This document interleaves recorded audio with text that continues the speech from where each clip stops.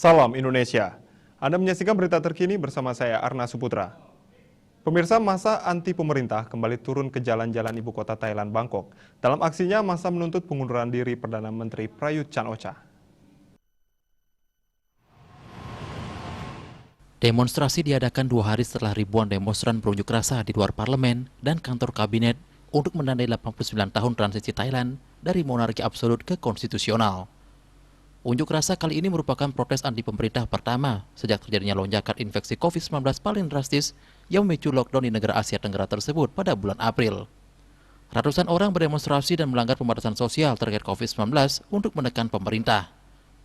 Seorang pengunjuk rasa mengatakan kepada VOA, para demonstran ingin ada pemerintahan baru untuk mengontrol Thailand.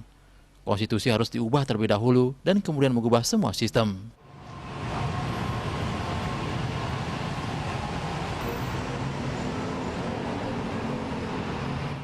Para demonstran telah menyuarakan ketidaksetujuan mereka terhadap cara pemerintah menangani pandemi dan pemberian vaksin.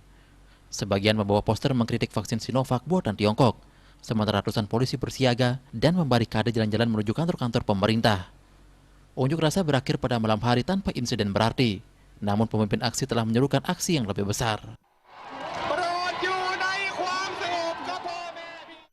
Untuk mencegah penyebaran COVID-19, ingat pesan Ibu selalu terapkan 3M. Wajib memakai masker, wajib mencuci tangan, dan wajib menjaga jarak, serta wajib menghindari kerumunan. Dengan penerapan perilaku 3M, Indonesia segera terbebas virus corona menuju Indonesia maju. Tetaplah bersama Bali TV. Salam Indonesia.